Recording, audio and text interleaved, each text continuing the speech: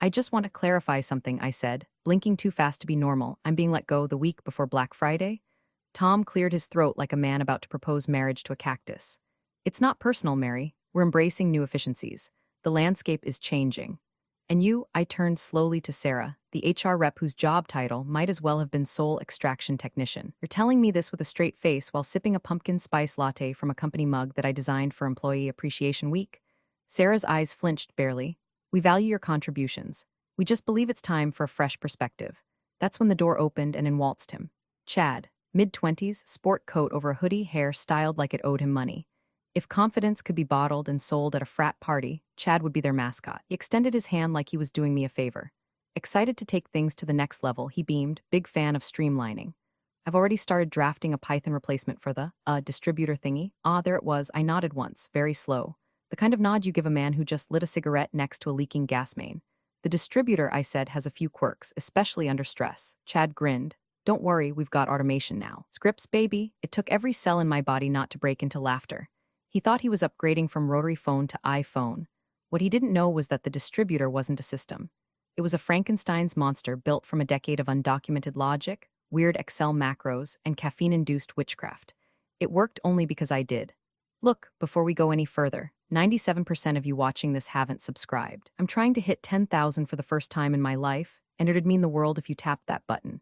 You won't regret it unless you're Chad. Then I hope you regret it. Anyway, they handed me a tote bag and a generic thank you for your service card that looked like it was recycled from a sympathy aisle at CVS. I didn't say much. I didn't cry.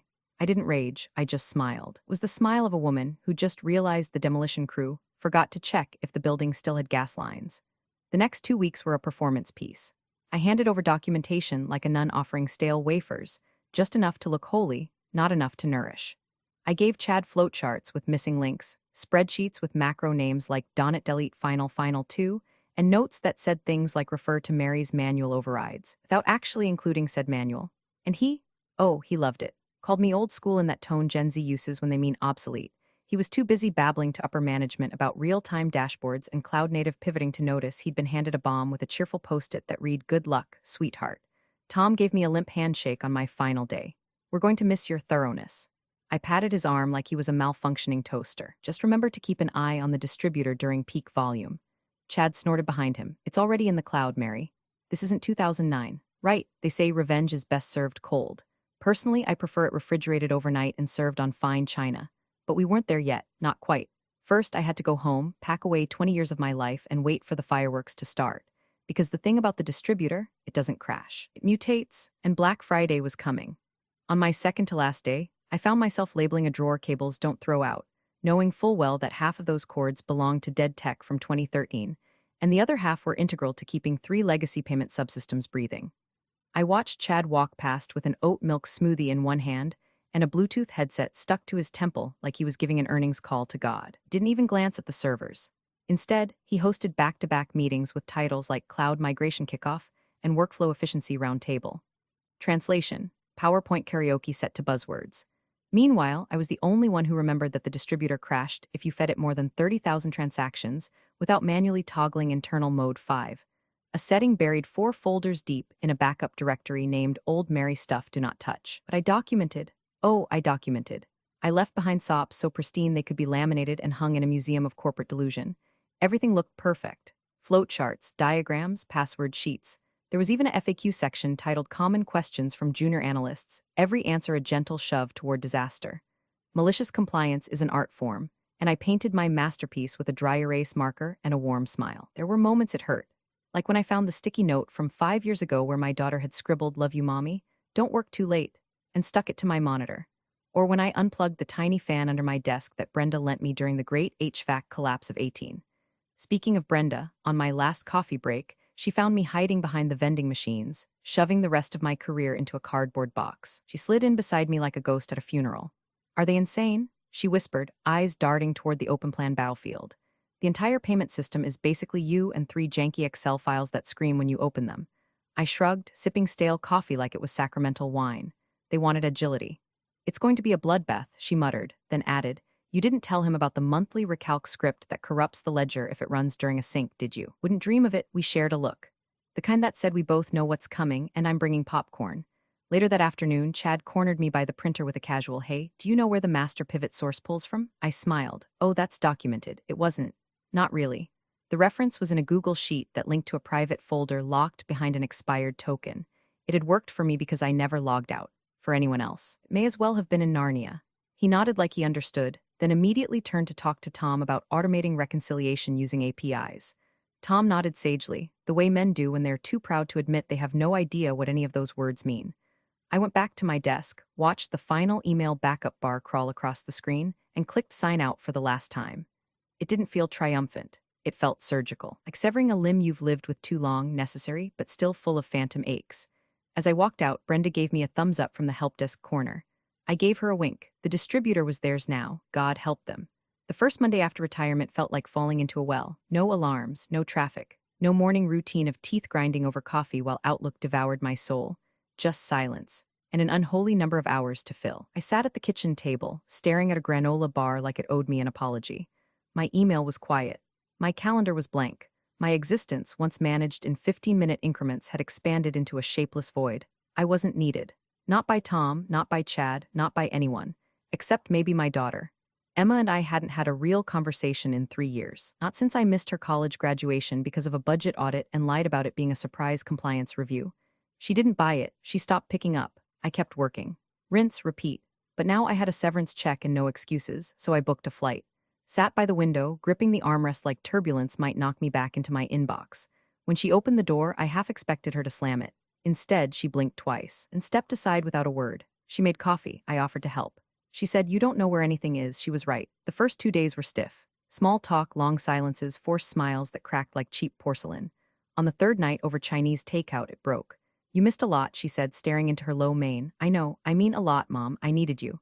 And all you did was chase, what, budget reconciliation?" "I know," I said again. My voice felt like gravel, and I was wrong. And for the first time in years, I didn't try to justify it. No excuses. No, I was under pressure or I did it for us.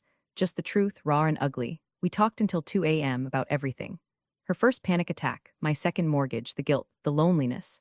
The time she broke her arm and I emailed the ER from a boardroom while Tom babbled about net margins. I cried. She didn't. She just passed me a tissue and said, "That's a start." We didn't become best friends overnight, but something thawed. We cooked together. She showed me her studio, her paintings. I helped her build a bookshelf. She laughed when I stripped a screw and swore like a sailor. I felt more human in that week than I had in a decade, and then it came. A little blue notification on my phone. LinkedIn.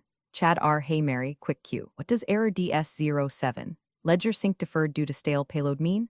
Haha, sorry to bug ya. I stared at it for a long time. That error was the canary in the coal mine. It meant the distributor had started rejecting transaction clusters because the manual cache hadn't been refreshed.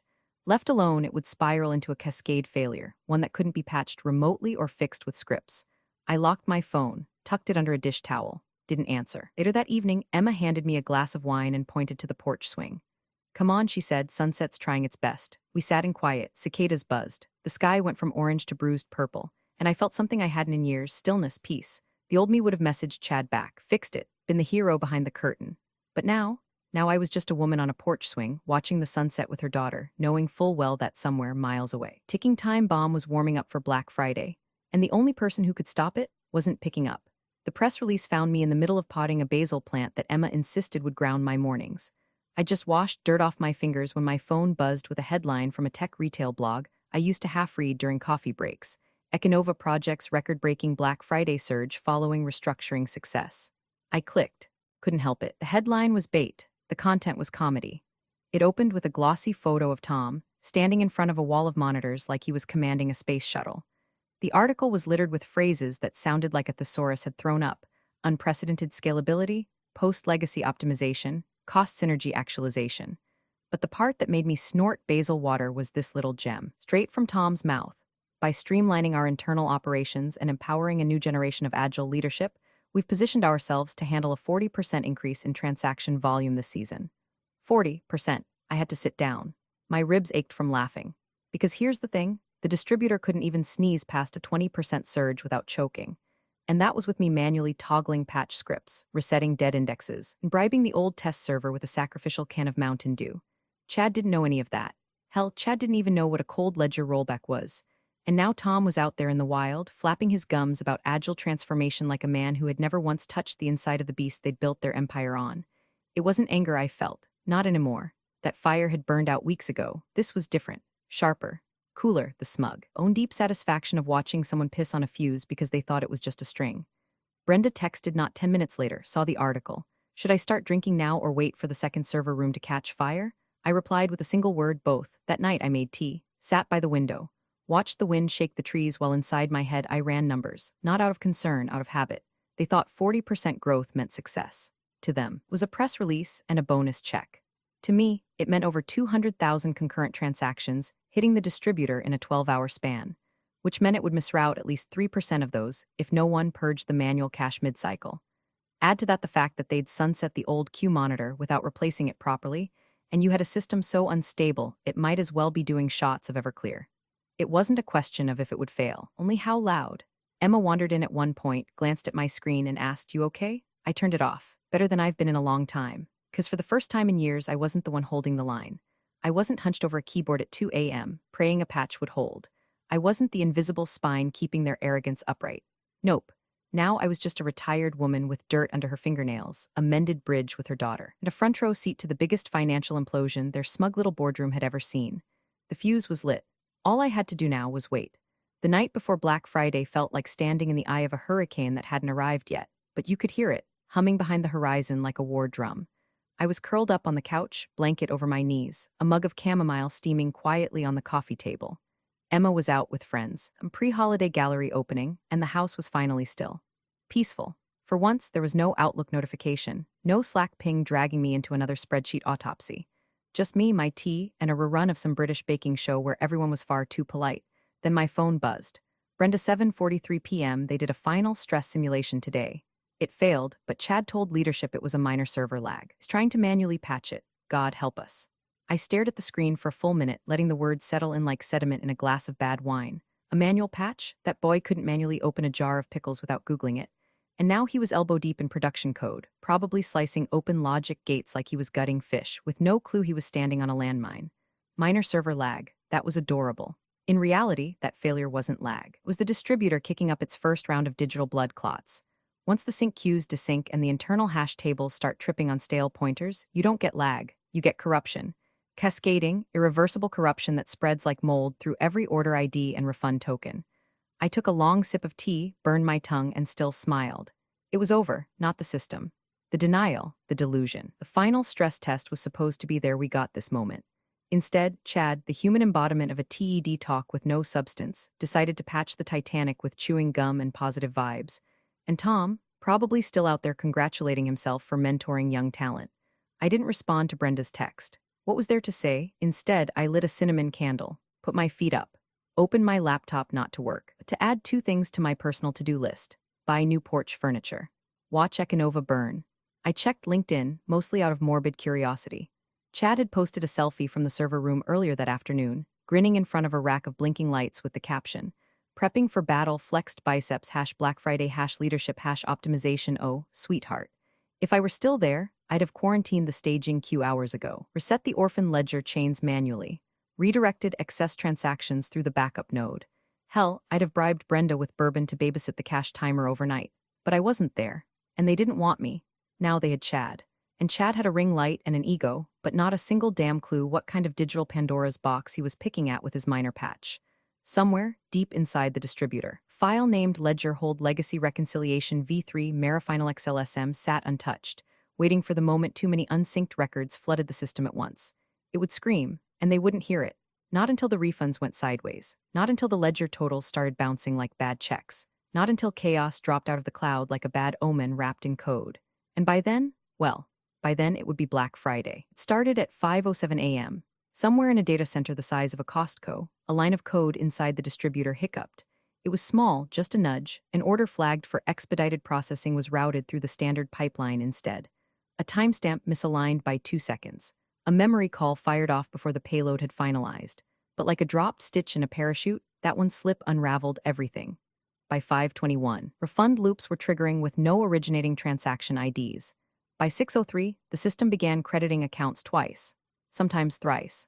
By 6:17, the first customer posted on Twitter that they'd been charged $932 for a $32 Bluetooth speaker and got a refund for $6,000.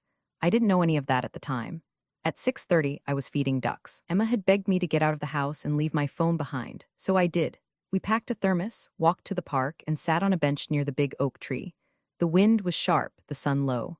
I wrapped my scarf around my neck and watched two toddlers try to wrestle a baguette away from a very determined squirrel. I wasn't thinking about Chad. I wasn't thinking about the distributor. I was thinking about how peaceful the world is when you're no longer the one holding back the flood. But back at Econova, it was biblical. Chad, sleep-deprived and armed with little more than blind confidence and half-remembered JIRA tickets, had deployed a hotfix at 4:42 a.m. It was meant to stabilize transaction sequencing. What it actually did was bypass the reconciliation buffer entirely. System stopped verifying balances before marking them as settled. Orders were fulfilled based on ghost records. Payments were applied to the wrong customers. Refunds were triggered for people who hadn't even placed an order. One customer got 9 air fryers. Another got nothing but a heartfelt email that said thanks for your patience during peak fulfillment. And because the system didn't crash, because it kept going, the damage spread. It spread like fire through a dry forest, invisible at first, until the smoke curled through the walls of the executive suite. By noon, Tom had canceled his lunch meeting. Sarah from HR had locked herself in a wellness pod.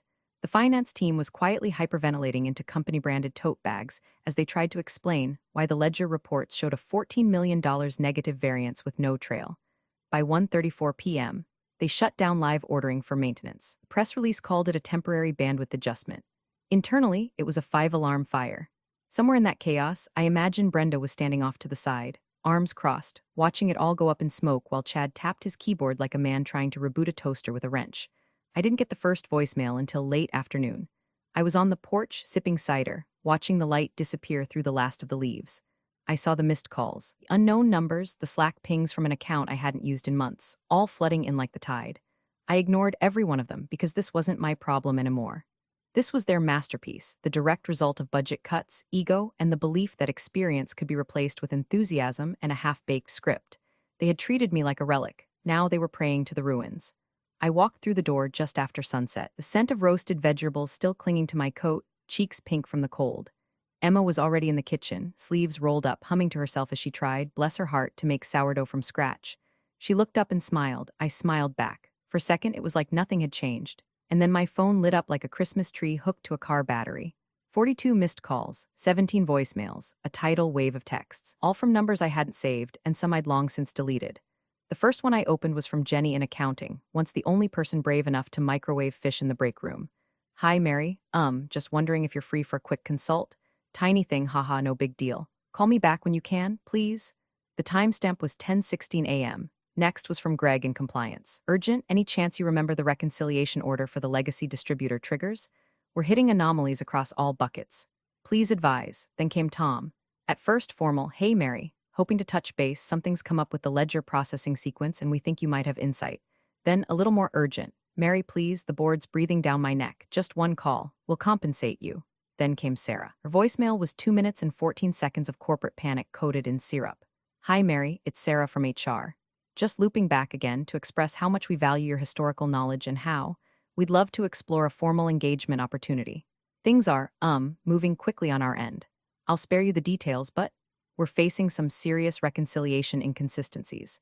I think you'd be a hero if you helped guide us through it. Please call anytime, I'm available, like literally anytime. The words hero and guide were doing some heavy lifting in that voicemail. I sat on the couch, phone in hand, tea cooling beside me.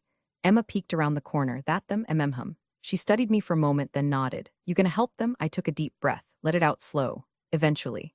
She smirked and disappeared back into the kitchen, humming again, unbothered by the digital wildfire erupting inside my inbox. And then, Brenda.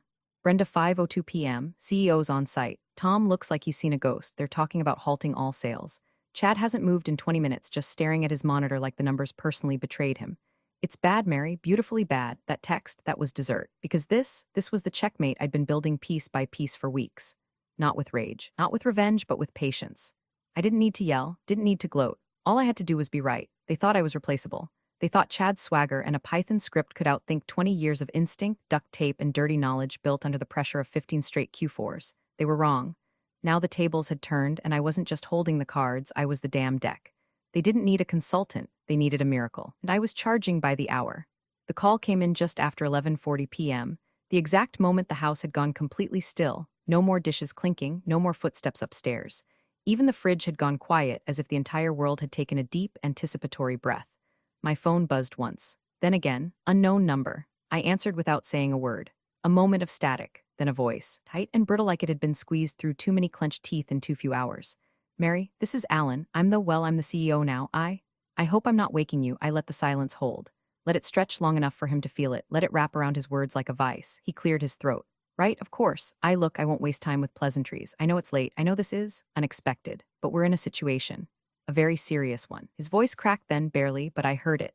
That subtle quiver that happens when a man who's always been in control realizes the wheel isn't connected to the engine anymore. The distributor, it's corrupted. Completely. Orders are misaligned, payments are vanishing into system logs, refund requests are duplicating without verification. Our entire ledger is unraveling. I said nothing. I've already had 2 emergency board calls. Legal's on red alert. We're hemorrhaging cash and the system doesn't even know it. And Tom, well, let's just say Tom's no longer leading this effort. Still, I said nothing, just breathed, just listened. Just watched the faint swirl of steam curling out of my tea like a halo for the wicked. We need your help, I won't lie. It's a catastrophe. Full blown. I don't care about blame. I don't care how we got here. Just tell us what you want. A consulting fee, equity, name your price. There it was, the magic phrase. Name your price. Not can you help us. Not would you be willing. Not we made a mistake. Just pure uncut desperation.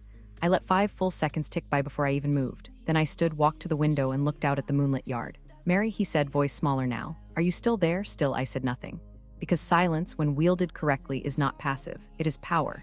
He was waiting for the old me, the fixer. Loyalist, the quiet miracle who stayed up until 3 a.m. to save them from themselves. But she was gone. All that remained was the woman they underestimated. The one who'd walked away and let the fire spread. He exhaled, the breath of a man realizing just how far the fall was.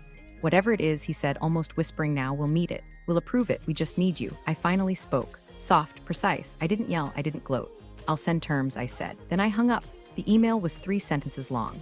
Subject line, terms. No dear Alan, no pleasantries. No smiley face or hope this finds you well. Just bullets, hard, clean, cold. $2 million consulting fee. Wired upfront, no invoices, no net 30. Termination of Tom and Chad, effective immediately. No reassignment, no golden parachutes. A company-wide email from the CEO himself acknowledging my critical contributions, apologizing for my dismissal, and this was important, stating publicly that my replacement was underqualified. A permanent remote consulting retainer, $20,000 a month, 5 hours per month for life. Index for inflation. Final line, no negotiations. You called me, you're out of moves. I pressed send, then made toast. It took 23 minutes. At 12:17 a.m., a reply arrived. No subject line. Agreed. Transfer in process. Email draft attached. Termination scheduled before 9 a.m. I didn't smile. I didn't cheer. I just exhaled, slow and steady like a sniper after the final shot. I opened the bank app and refreshed. There it was, 7 digits, more than I'd made in 20 years of missed holidays, ulcer medication, and Tom's quick chats at 6:58 p.m. on Fridays. I stood in the dark kitchen, bathed in the blue glow of the screen, and felt it. Not joy, not triumph, just completion, like the last puzzle piece snapping into place. I walked to the table, poured a fresh cup of tea, and opened my laptop. The distributor was a beast, a relic, a trap of wires and whispers and rules written nowhere but in the back of my mind. I'd spent 2 decades taming it. Now I was the only one who knew how to make it behave again. But I wasn't going back to fix it. I was going to control it. First thing I typed, purge ghost records in batches of 1,000. Pause queue after each purge. Run integrity script legacy #Mary 1.0. Do not override errors, the rest would follow. Behind me, the wind howled softly through the trees. The candle from earlier had burned to a nub. Emma was asleep upstairs, dreaming whatever daughters dream when they no longer have to compete with Excel sheets for their mother's attention. Somewhere across the city, Tom was probably reading his termination email with a drink in hand. Chad was likely trying to uninstall Slack from his work laptop like that would erase the memory of the crash. And Alan was learning the most expensive lesson of his career. Experience isn't overhead. It's the last fuse between your company and catastrophe. I closed the laptop after exactly 1 hour, 5 billable units. Then I sat back, took one long, measured sip of tea, and whispered to no one, let's never do that again. Appreciate you sticking around, you legends of the break room. Subscribe for more chaos. Let's make your old manager spill their coffee in fear. I wish that I could be locked